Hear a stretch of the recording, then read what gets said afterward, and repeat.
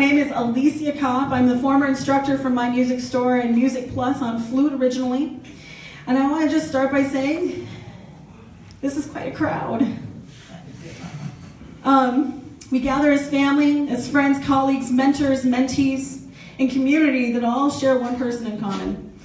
And I'm pretty sure that I'm not the only one today here that can kind of imagine him floating through this crowd, see his smile, hear his laugh. We're brought together by his absence, but together we celebrate his presence in our lives and his contributions to this world. Jim Harms passed away on Thursday, March 29th, around 6:30 in the morning. As most of you know, he had a heart condition for about the past decade, which gave him problems for the last few years. He was a cancer survivor. He was diagnosed with multi-cell myeloma last summer. But this is not what we wish to focus on here today. Today is about remembrance and about family and a celebration of the wonderful life of Jim Harms. We've planned to have a few people speak today, and then we'll have time for others to tell some stories and some of their memories and their jokes. First person that I would like to introduce to you is Judy Weiss, who's Jim's sister. I'm pretty sure it's fair to say that she is amongst those that knew Jim the very longest. There was so many jokes over the years, and one of the best part of the conversations that we had was him asking if you had time for a joke or if you would like to hear the joke du jour. So to get things going and to set the tone for today, Judy is going to come on up, and I believe she has a few jokes of Jim's to share. Is Judy available? There you are.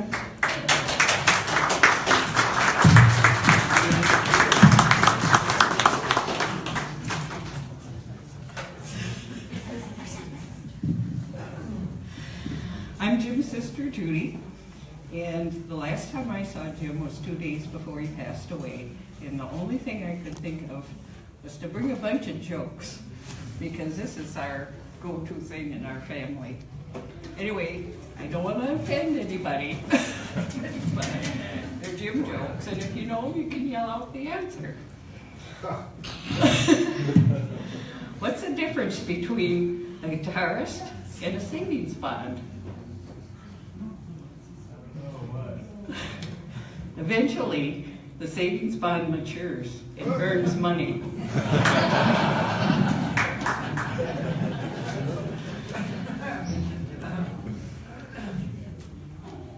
Why do guitarists leave the case on the dashboard? So they can park in handicap. Exactly right.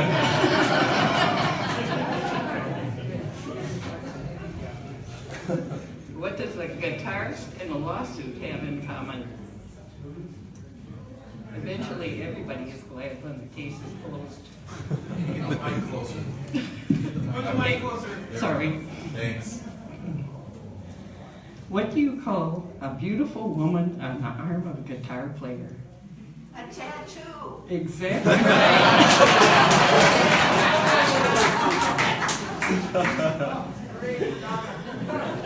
What's the definition of a perfect pitch? An inside slide ball. No. When you throw a guitar in the dumpster and it hits an accordion.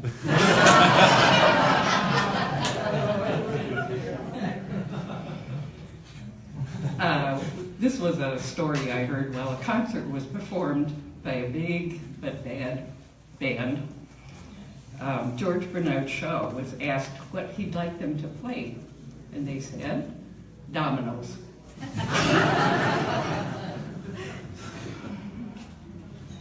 Okay.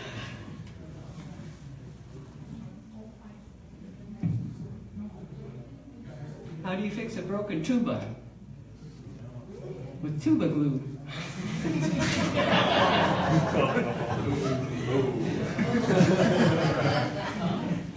Okay, a drummer was really sick of being razzed all the time with terrible jokes and made fun of.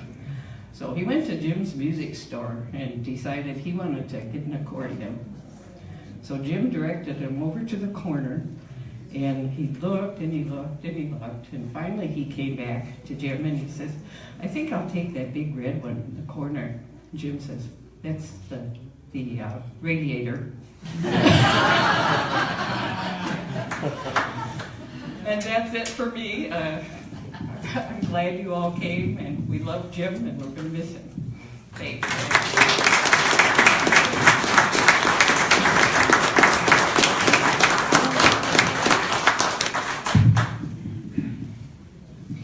Craig Anderson is one of Jim's longtime friends, fellow music teachers, and bandmate. The two of them, along with Tom Hagstrom, who's also here today, played in Dreamscape, which I'm certain my parents danced to at one of the 3M dinners. So Craig, I'd like you to come on up.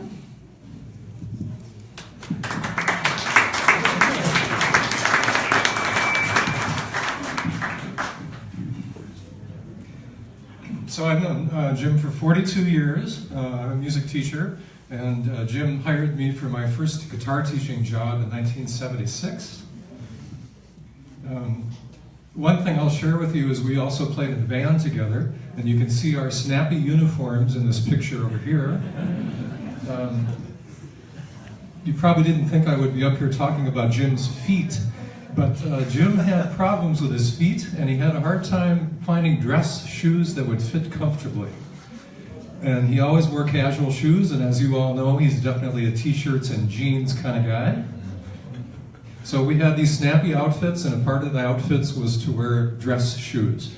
So on the gigs, this is in 1980 to maybe 83, Jim would put his casual shoes behind his amp, and as soon as the last note of the gig was played, down goes the bass, off go the shoes, and oftentimes he wouldn't even leave the stage to change out of those shoes.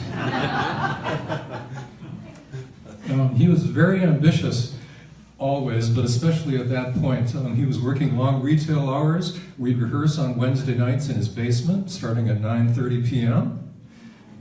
We would play about 80 gigs a year, doing wedding reception dances and corporate parties and that kind of stuff.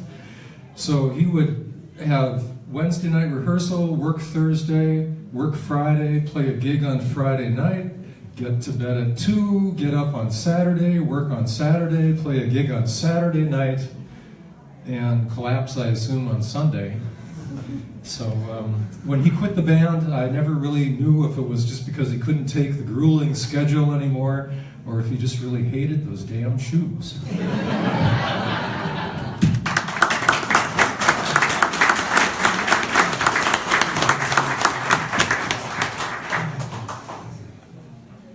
I used to babysit this next speaker. Music Plus, owned by Leo and Maureen Fine, who are with us here today with their sons, was across the alley from my folks' house and across 36th Avenue from Sonia Leaf's parents' house. It was there that we met both Jim and purchased our first instruments and started our career in the music business. For me, it was as a private teacher. For Sonia, it would be as Jim's right hand.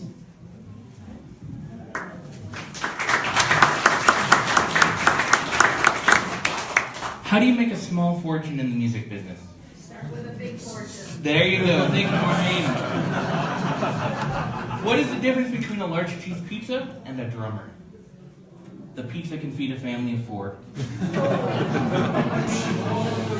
Sorry, guys. All right, that's it for the one-liners. I used to be Andy. I'm Sonia now. If you have questions, see me later. Jim became like a second father to me.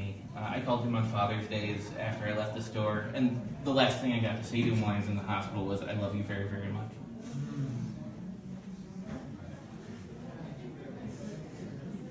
From 99 to 2000, goodness. It's all right. It's okay, dear. That's what you have to do. It's all right. From 99 to 07, I was the third most regular face at my music store, behind Jim and Linda. The few years before that, I got to work with Leo and Maureen and Mike and Jim and some of the other people at Music Plus. That was right across the street from my house, like Alicia said. At age 10, I first started taking lessons. I was told I had the right build for baritone horn. That's what they told fat boys. So I started taking lessons across the street. So I go across the street, and I would sit there, and Jim instantly became the coolest guy I knew. And he held that position until I was old enough to realize my dad is the coolest guy I know. I met Jim. When I met him, he would play these funky licks and chord progressions. He'd tell stories as he worked on guitars while I was waiting for my teacher. He even smoked cigarettes at the bench in the store. You could do that in the early 90s. So he was the coolest guy I knew. At age 14, I started playing bass. Leo or Mike or Jim or Garth, somebody took in my baritone horn in on trade and took my dad's money. And I got set up. And starting that day, and every day afterwards until my 16th birthday, I asked for a job. It was right across the street. Eventually they hired me, right? 16th birthday. And I think they thought I wouldn't show up as often if I wasn't scheduled. They were wrong. I sold my first guitar off the clock. When Jim and Linda opened my music store, I started working there along with Garth. We were a tiny family. Jim and Linda never had kids together, but I have so many brothers and sisters thanks to them. That family grew with every teacher that came in and included students and regular customers and sales reps. We were imperfect, dysfunctional, full of laughter, and as I have over this last month, full of love.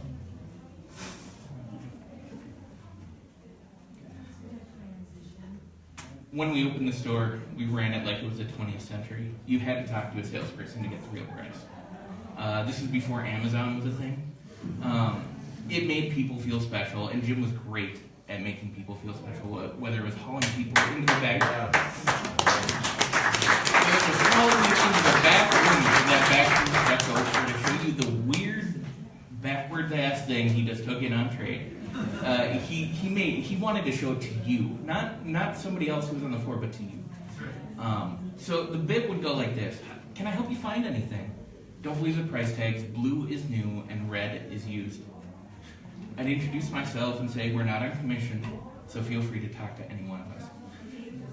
That part was important to Jim and ingrained in me. We were communicating that we wanted to help you succeed. If a customer inquired about a price on something, Jim and I had a bit. We never planned it, but after the first time it happened, it didn't stop. Jim would be in the office, but always paying attention. I would raise my voice just slightly and say, "Jim will fire me, but..." And immediately, out of the office, many of you have heard this, Jim would shout my name and say that I was fired. I was fired many, many, many times, often more than once a day. Sometimes at this point in the shtick, Jim would step out of the office or away from the bench and give a fantastic fact about the product. His delivery was always so well timed, no matter what he was saying. It could be a story, an answer to a question, or a joke. I studied this skill, and it has never left me. If we closed the deal where I had just gotten fired, I'd write up the ticket, and Jim would be back in the office, back to his coffee and crossword puzzle. That was his routine, part of his routine. Everything was a routine with Jim. When I met Jim at Music Plus, he had Monday nights and Wednesdays off. When he retired from the music store, he had Monday nights and Wednesdays off. He kept that schedule until his health made him have to take every day off. It turns out not working at all was way better than working in the music store. Except that he didn't get to see everyone he knew, and that was really something that bummed him out. During the Music Plus days, every day Jim would go to Groby's for lunch and order the special. On Saturdays, Linda would join. At my music store, Jim and Linda had their regular lunch spots. I could tell you where they ate every day of the week. Jim also had a routine of telling you way too much about the current state of his health. As a catalyst to opening his own store with Linda, Jim had a health scare. He also quit smoking cigarettes completely at that time. I had to hear about uncauterized polyps for the first 4 years. At least. As his health was declining over the years, he continued this tradition. Whether he was trying to sell you on a guitar or tell you about his health or tell you a joke, everything was produced with the same amount of finesse. Jim wanted others to succeed, and he made sure that others were treated with respect. Jim had a story back in Park Music days when a farmer came in with dirty overalls and cigar-sized figure. Anybody who's ever worked on the sales floor has heard this story at least 6 or 7 times. Jim sold him a guitar, a very expensive guitar, and the guy pulled out of his grubby overalls a big wad of $100 bills. The farmer said that he couldn't get anyone to talk to him at any of the other shops. The message of this story for Jim: treat everyone with respect, because they could have money.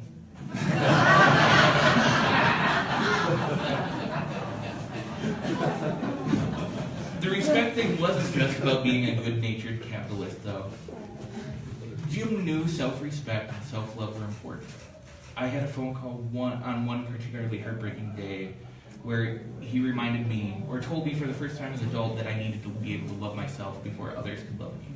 He didn't get heartfelt or touchy-feely very often. He didn't like conflict. He didn't like to talk about anything unless money was involved, or a joke. But he cared, and I knew. Jim liked to share his knowledge. He didn't hoard information. He made sure every employee that came through there left with more skills than they came in with. He wanted everybody to be successful, whether you were an employee or a customer. He taught me it was okay to say, I don't know, but I can find out. He taught me and others how to be handy. It's amazing the number of things you can fix with a toothpick, Elmer's white glue, and a Sharpie. I'm standing here looking at all of you in this space. I know Jim Spirit is with us. Alicia and Andy have done an amazing job, and all the other teachers that have come here. I'm very thankful that this space is still available for this community. So thank you, Jim. You've given me the opportunity to, as I worked at the music store, to pick Craig Anderson's brain about music theory. I got to record at least 3 different projects with Andrew Thomas. I got to study with Nick Salisbury, who's an amazing bass player. He's not here today, but I wouldn't have met him if it wasn't for Jim. Jim sold him his first bass as well.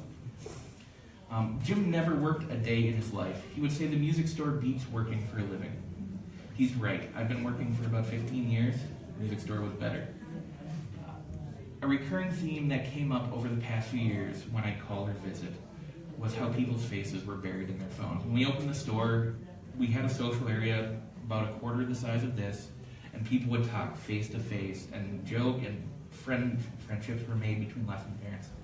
As people got more and more into their phones, Jim got kind of bummed out. So take advantage of whatever time we have at the end of this today to have those face-to-face experiences with these people. Many of you have crossed paths before, and it's wonderful to see you all here again. Thank you.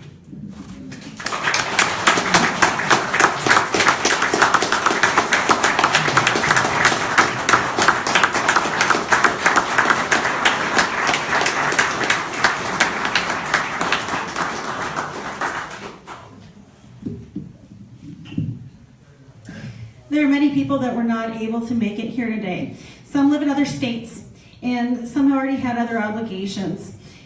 This is maybe why you've noticed we're live streaming this portion of the event here today. We will be posting it at the conclusion of today's speakers.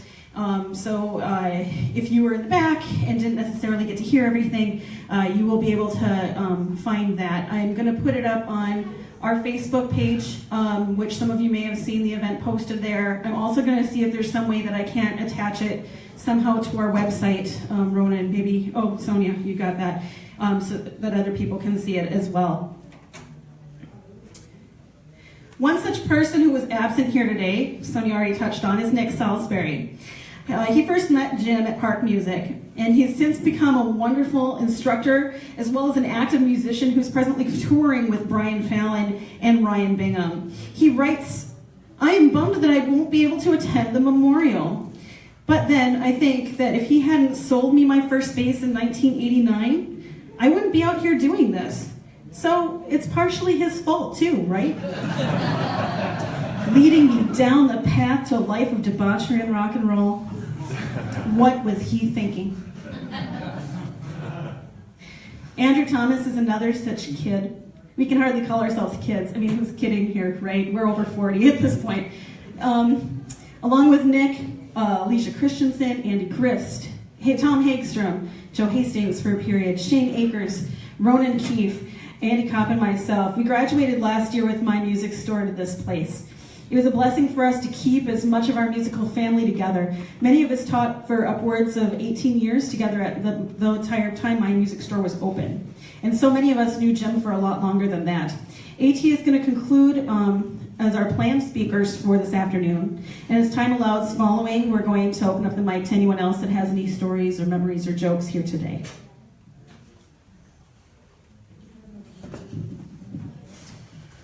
I realized, Sonia, thank you. I realized I forgot to put something very important in my speech today. Jim was not a touchy-feely person, but everybody here should know that at my wedding 10 years ago, Jim hugged me. He hugged me. It was a firm embrace. He meant it. So I just think that that should be on record.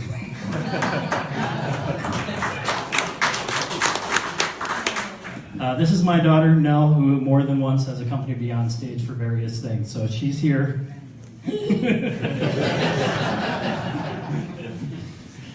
Thank you, everyone, for being here today to honor and remember Jim Harms. My name is Andrew Thomas. You can call me AT. And I knew Jim my whole life, 1975 to 2018. I taught guitar lessons at my music store for 13 years until it closed last year. You know, it's occurring to me as I'm speaking here that I'm going to say a lot of what we've already heard today, but it was Jim. We know who he was. Jim was a community guy. He lived and worked in the western suburbs for the majority of his life, and he was known for it. In the days after his death, I read literally hundreds of tributes to him online. And I've grabbed a few here that I think kind of capture the essence of what Jim was for people in the community. He had a great neighborhood thing going on. We bought our kids band instruments, sheet music, anything musical we could find. Sad to hear of his passing. Everything I own I got from Jim at Park Music, Music Plus, and my music store. I took guitar lessons from Jim at Park Music in the mid-70s. Jim sold me my first guitar in 1985. He had loads of interesting stories, and I always enjoyed hearing them, and we remember the stories, don't we? Jim was a great guy. I bought my first, second, and third guitars from him and many other items like amps, etc. Number 1 was in 1976. I still own number 2 and number 3, so I'll think of Jim every time I play them. So very sorry to hear of Jim's passing. I've known him for 51 years after I bought my Big Sun amp from him in 1967. Great guy, great musician, and all-around super person. And over the years, I can personally say I bumped into dozens of people all over who've said very similar things, and that includes today. So here's a statement that's going to seem out of place. Jim was a family man. Does that sound not quite right? Yes, he was close to his blood relatives, but I'm talking about the family of people he collected over the years. There's Linda and Marie, and there's a few people here today who Jim told me he loved like they were his children. And then there's a lot of us who were like his extended family.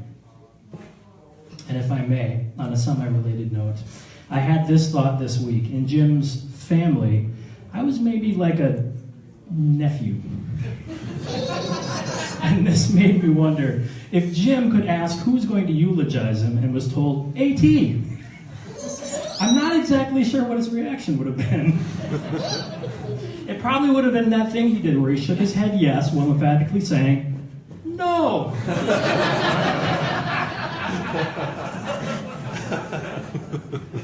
But maybe not. We had some great discussions about baseball and the Twins too. So, speaking personally, Jim was at times a father figure and mentor to me. I recall visiting his house the summer of 1999 when he was getting ready to open my music store. He suggested I come teach at the new store. At that time, I was lacking the confidence to do so and I turned him down. But he mentioned it just about every time I came in. And finally, in early 2004, I brought in a copy of my resume. I gave it to Jim and said I was formally looking for a teaching position in a music store. He maybe looked at that sheet of paper for 1 second, then looked at me and asked, when can you start? From there, I gained loads of confidence teaching, and it's now the primary way that I make a living as a musician. It's how I support my family. Jim gave me that, a teaching career, a way to support my family. He saw the potential in me before I did and encouraged it. Isn't that what a father figure does? Isn't that what a mentor does? It's my family.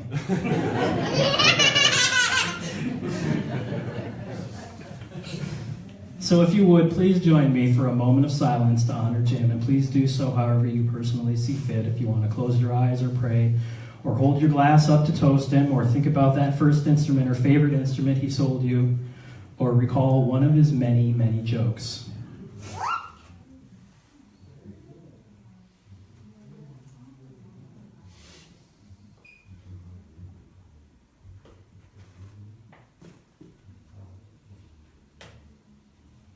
Thank you, and to Jim.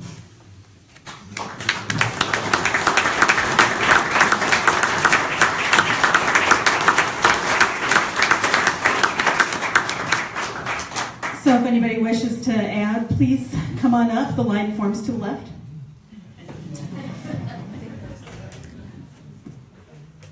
If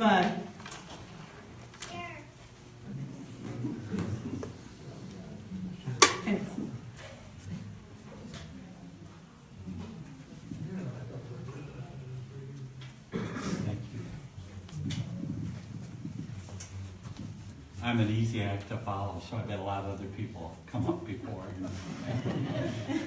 I can remember Jim since 1947, so if you want to get in line. 49, I'm sorry. 47 is almost when we moved to Rochester. But anyway, I can remember the first time I saw him. We were parked out by St. Mary's Hospital, and my dad held him up at the window because he was born at St. Mary's Hospital. But somebody said that they heard that a lot of Jim's relatives had musical talent, which I do not attest to because I can barely play the radio myself. But one thing I think is amazing is that as a little boy, it was my job to take care of him because I'm about 12 years older than he is. So rather than wash dishes or vacuum, I chose to rock him and put him to sleep at night. And as I did that, I said, and sang to him, "Go to sleepy little baby." And if you've ever heard that song over and over again, it has so few words to it. How he ever got into music business is beyond me. It's quite a testament to his perseverance, I'd say, to go in. And it's wonderful to hear all these accolades and hear how well he's done. Because even though we're brothers, Jim and I, it's like growing up in two different generations just about. So I'm glad to know that he was loved and touched as many lives as he did. Thank you. And this is my sister, Donna.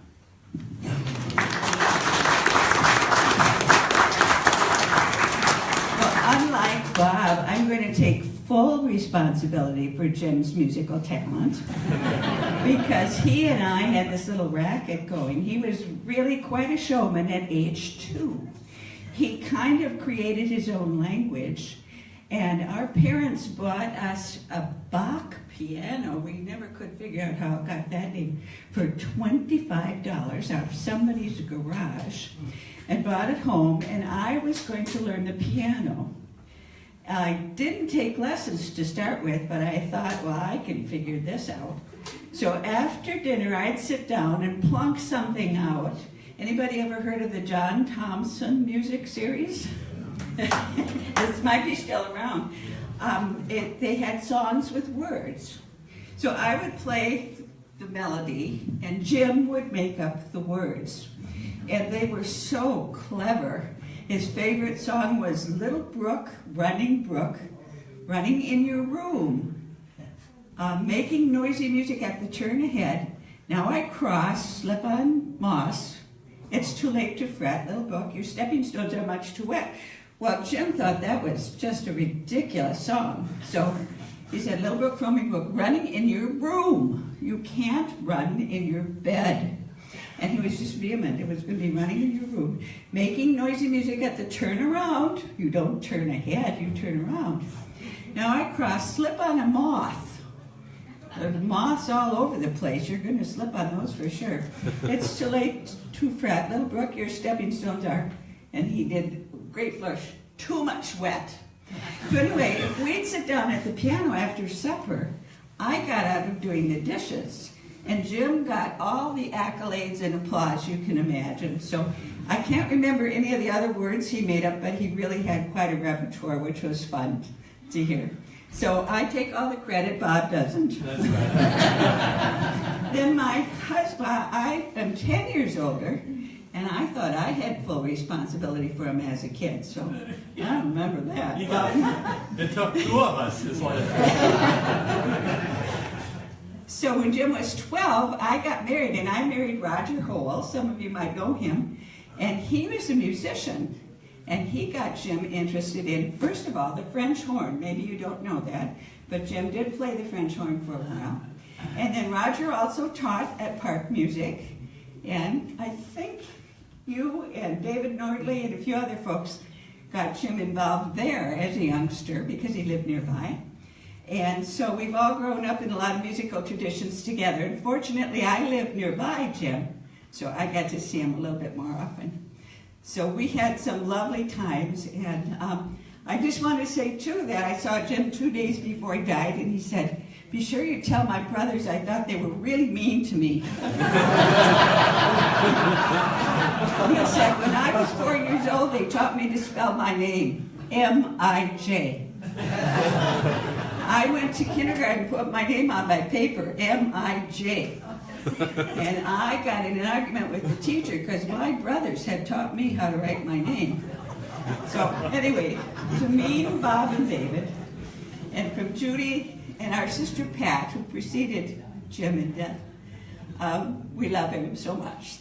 Thank you.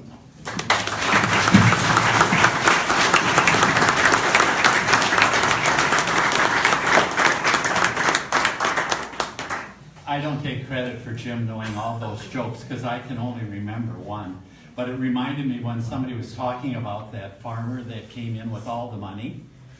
I heard a story about a farmer that had a small acreage in Iowa, and he was entertaining this Texas rancher. And the rancher was really a braggart. And he said, "You know, I can get in my pickup at sunrise and drive all the way across my ranch and it'll be sunset." And the Iowa farmer said, "I had a pickup like that once."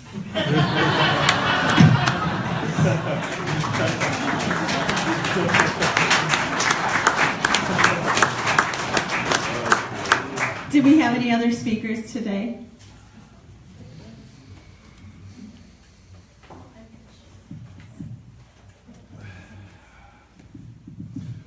My name is Mark, Mr. Mark Music in Anoka, and I know that a lot of you folks feel like you would like to come up, but feel awkward like I do right now. I encourage you to come up anyway. To our speakers here thus far, my personal thanks. Great elegance. Jim was the greatest salesman that I've ever known. He made you actually happy to part with your money. I mean that. He's more of a businessman than I will ever be. I'm proud to say that he was my friend. We go back a few years also. I'm glad we had a good turnout here. Please, folks, come on up. Let's keep the memorial going. Thank you.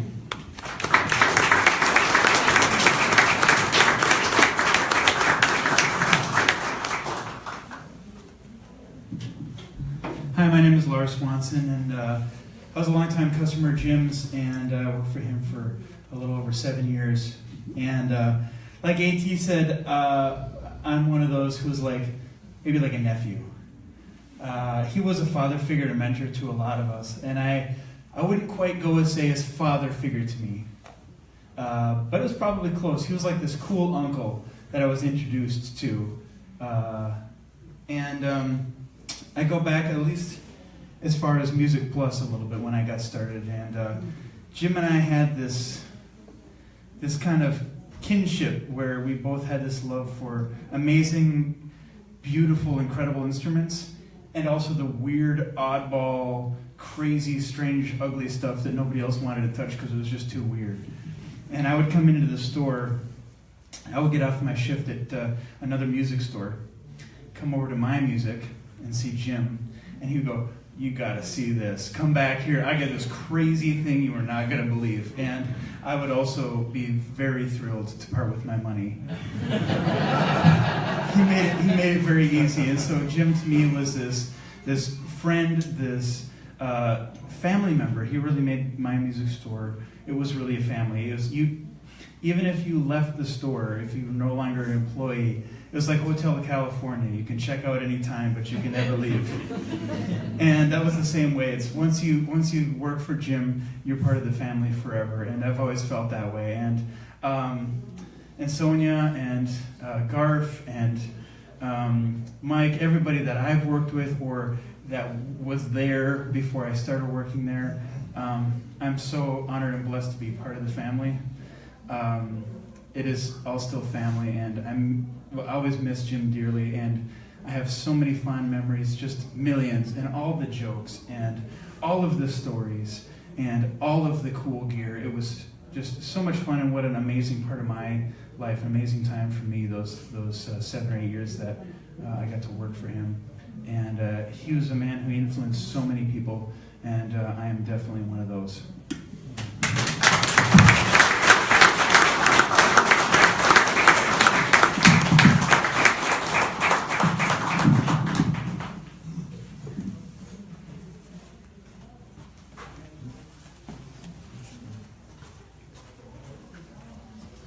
Hi everyone, I'm Mick Weiss. I was a longtime customer of Jim's, going back to Park Music, to Music Plus, and so on, and to my music store. And I'm also happy to say every instrument or amp or whatever accessory I own, I purchased from him.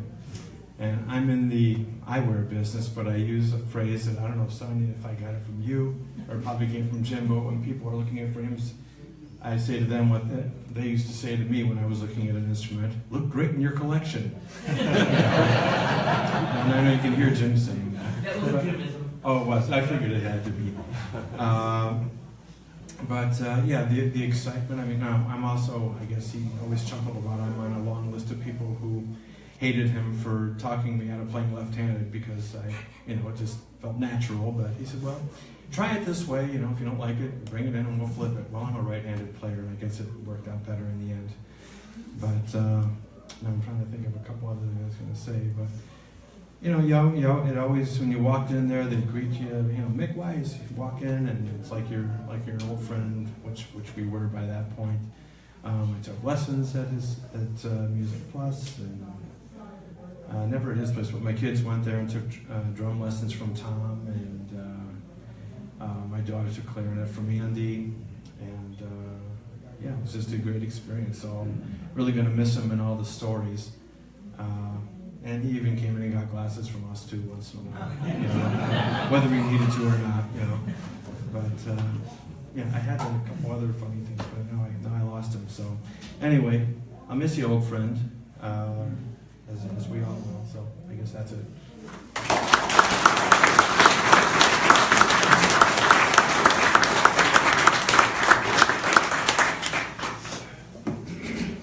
Leo, would you please come up?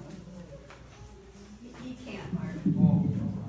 But I will say that, speaking for Leo, all of you have spoken about Jim's music and Jim's beautiful background, his jokes and his stories. But I must tell you, the Jim that I knew was the artist. He had the soul of an artist. If Jim hadn't been around for all the moves we made, those walls wouldn't have gone up, the lights wouldn't have gone up, the decorations wouldn't have been there. He saw everything through the eyes of an artist, and he did a wonderful job. He was a good boy.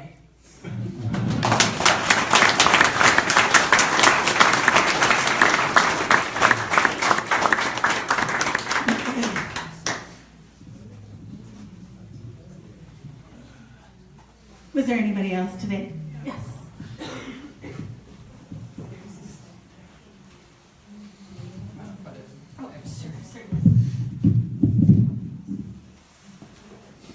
some of the others who have spoken, I also met Jim at Park Music in 1980. I was looking for my first real guitar because I had broken the plywood guitar that my mom had purchased from S&H Green Stamps in like the 60s. So not knowing anything about guitars, I go into Park Music and Jim's showing me various guitars. And then he shows me this Gill D50, and I'm in love with the guitar. So, but he encourages me to go, because I mentioned Martin and they didn't sell Martin. I don't think they sold Martin at the time. So he encourages me to go and play some Martins and then come back.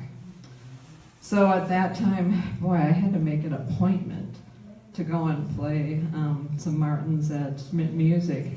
And the poor salesperson, I just looked at him and I said, I don't like him. Which I just remembered the sound of the Guild, and I still have that guitar, and it is still a fabulous guitar. And, well, you worked on it, you know. Familiar, Yeah. So, in my 60s, when I decided that I needed an electric guitar, where did I go? My music store. And I bought what Jim recommended. And again, it's a fabulous guitar. And I will. What Pardon? guitar? Oh, I just bought a PRS. Yeah. Santana. It's only an SE, but it's still a fabulous guitar. And I'm still learning on it. So in my old age, I'm doing my rock star wannabe thing. So, Jim, I will miss you. You've been a great guy.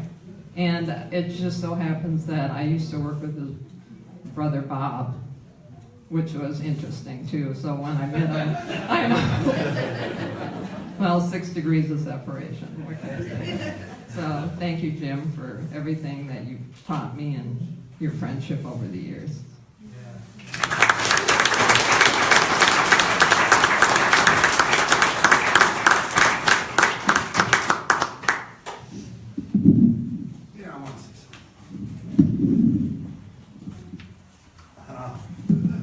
My name is Kevin Shunk.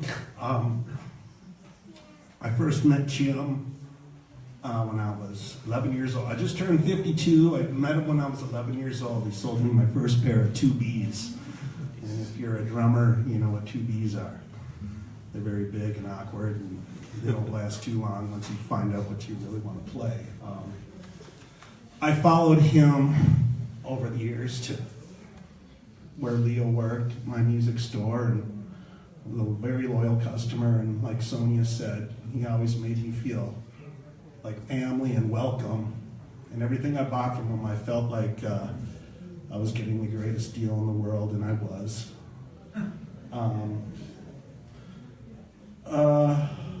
I would stop by when he opened up my music store. I grew up in the Golden Valley area, and I would just stop in to shoot the, just to talk, and he always took the time to talk to me, and he was like an older brother, and always made me feel special. I did some work at his house once in a while here and there for him, and I really miss him. And as the gentleman up here before, he said he turned him righty. Well, I'm lefty. I got into guitar later. He didn't try to turn me over, but he kept stuff in stock, I felt, for me. So I bought quite, a few guitars, lefties. And even if there was only 3 on the wall, he made sure that I loved the guitar before I walked out of the store. And being a drummer, and even to this day still playing, he would keep things in stock, I felt, just for me too, that there would always be, certain sticks on the shelf that would sit there, but when I came in, they were there for me, heads and such. And he was just a groovy guy, and I'll miss him very much. Love you, Jim.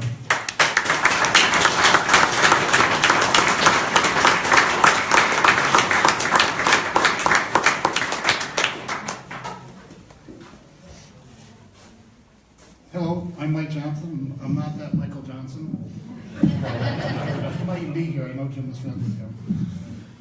So I had the same, a lot of the same stories. My kid did music lessons, and I had the same, you got to come to the back room. You got to see what I got. But some of my stories, kind of the back room things nobody knows about. Linda Baby's one of the few people that knows. When they first opened, maybe that first week or two I met them. And I worked at a school district at the time. And I said, hey, do you guys need file cabinets and desks? And by the end of the week, we had file cabinets over there and desks. And so I was kind of the back room, like I said, things. The thing I think I need to apologize, anybody ever worked there? In the back room, there was a huge butcher block that thick. Anybody ever been in the woods room? Mike's shaking his head. Has anybody ever had to work around that top? Oh yeah. Oh yeah. Sorry. Yes. So I kind of had this backroom connection with them from the very first week or so. But just being a customer, I didn't ever get to have that close connection a lot of you got to have. But the same with a lot of others, you always, every week stopping in, get to go to that back room, all those things. So I just want to finish with the Chris Cornell song of Say Hello to Heaven. Thank you.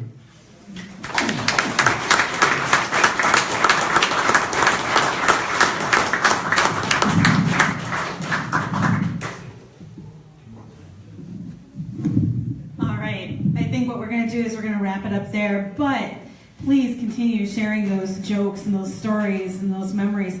I want to thank everybody for coming out today. Your presence means so much here to the family and to Linda and to all of us.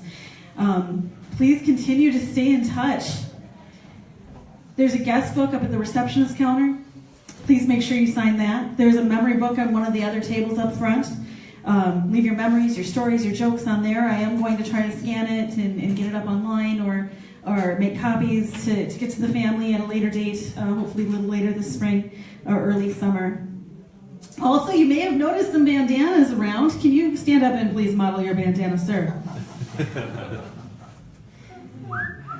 They have a couple of pithy sayings that Jim was known to say and say often. There's a basket of those up at the receptionist desk. I do have more, and we'll keep trying to replenish that throughout today. Please take one. It would not be a musician's party if there wasn't some good swag. So I want to thank you all again, and please food and socialize, and do stay in touch. Thank you.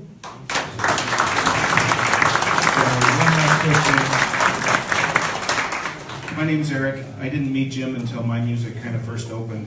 I was one of the first, not the first customer, but one of the first customers, and Jim actually sold me a guitar for a friend of mine that was Jim's. So when they opened the store, he was hanging a lot of his stuff in there, so he had inventory.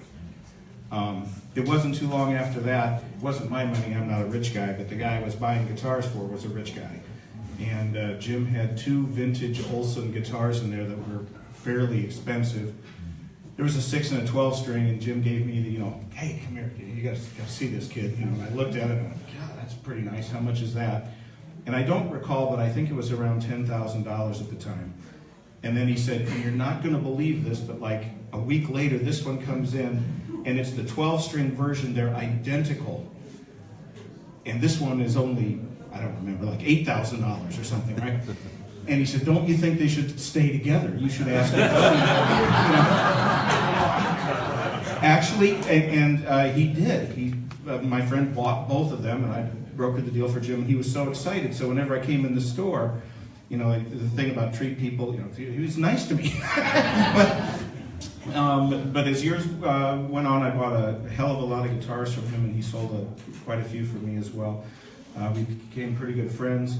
And his sales skills were so good that later on he actually sold me an instrument I didn't know how to play, which was a banjo, which I still have and I love, and I'm learning how to play it. It was such a great deal I couldn't pass it up. It's a Gibson Mastertone. And then after he found he could sell me instruments I didn't know how to play, he tried really hard to sell me a lap steel, but that didn't work. I said, that's it.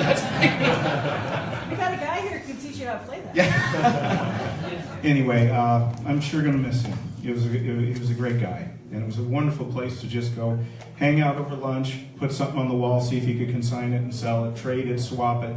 He loved to swap guitars, see how many times he could keep flipping them. I'm going to trade this one for this one. I'm going to trade that one for this one. He'd look at a guitar and say, I think I've sold that one, how many number of times, it's gone through here. I've got one of those. Yeah, I think all of us, probably all of us in this room have owned some of the same instruments. We just kind of exchanged them, and every time Jim got 20%, so it worked out okay.